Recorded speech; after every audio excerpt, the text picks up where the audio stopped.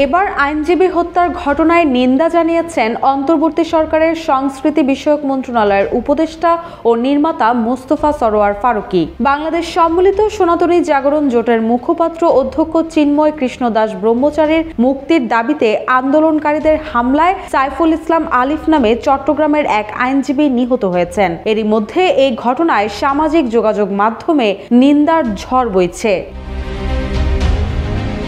মঙ্গলবার নিজ verified Facebook profile থেকে এক পোস্ট করেন ফারুকী। পোস্টে তিনি লেখেন, অপরাধীদের ধরার জন্য আইন শৃঙ্খলা বাহিনী যথেষ্ট।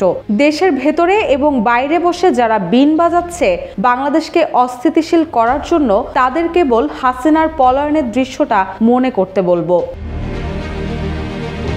অপরাধীদের ধরার জন্য আইন শৃঙ্খলা বাহিনী যথেষ্ট উল্লেখ করে তিনি বলেন, একই সাথে সবার প্রতি আহ্বান আমরা যেন একটু সংযমের পরিচয় দেই। আজকে চট্টগ্রামে আইনজীবী হত্যার ঘটনায় double million offer Walton fridge কিনে পেতে পারেন 20 লক্ষ টাকা, রয়েছে কোটি কোটি টাকার নিশ্চিত উপহার। অপরাধীদের ধরার জন্য আমাদের আইন শৃঙ্খলা বাহিনী যথেষ্ট।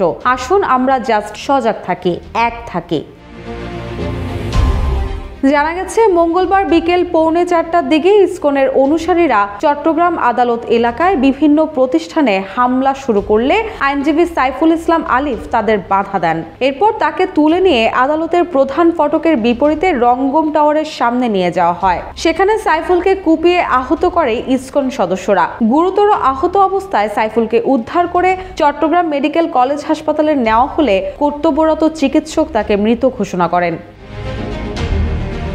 চমেক হাসপাতালের নতুন পরিচালক ব্রিগেডিয়ার জেনারেল মোহাম্মদ তসলিম উদ্দিন গণমাধ্যমকে বলেন, চট্টগ্রাম আদালতে সংঘর্ষের ঘটনায় 7 থেকে 8 জনকে হাসপাতালে ভর্তি করা হয়েছে। তাদের মধ্যে একজনকে মৃত ঘোষণা করা হয়েছে। এদিকে অ্যাডভোকেট মোক্তার উদ্দিন সাগর নামে এক প্রত্যক্ষদর্শী জানান, আমার চোখের সামনে অ্যাডভোকেট সাইফুল ইসলাম আলিফকে কুপিয়ে হত্যা করেছে আন্দোলনকারীদের একটি দল।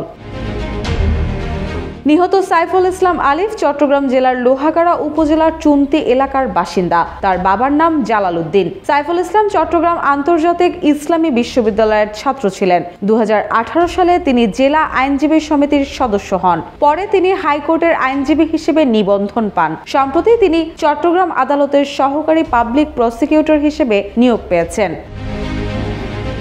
এর আগে বাংলাদেশ সম্মিলিত সনাতনী জাগরণ জোটের মুখপাত্র ও হাটহাজারীর পুণ্ডরিক ধামের অধ্যক্ষ চিন্ময় কৃষ্ণ দাস ব্রহ্মচারীকে গ্রেপ্তার করেছে গোয়েন্দা পুলিশ। সোমবার বিকেলে শাহজালাল আন্তর্জাতিক বিমানবন্দর থেকে তাকে গ্রেপ্তার করা হয়। ঢাকা মহানগর ডিবি পুলিশের প্রধান রেজাউল করিম মল্লিক এ তথ্য নিশ্চিত করেন। রুশাসুর জয় জয় দিন।